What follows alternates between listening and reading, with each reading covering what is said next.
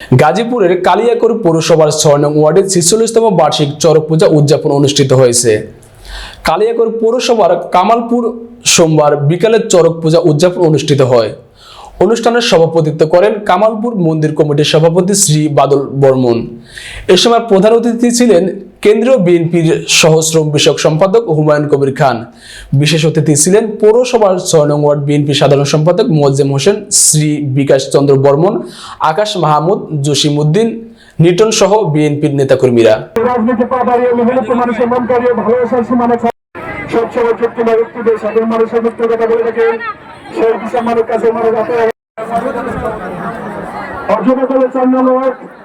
সভাপতি নিজন যোগাযোগ করবেন ৬ নং ওয়ার্ড ছাত্র দলের সভাপতি প্রার্থী হিসেবে।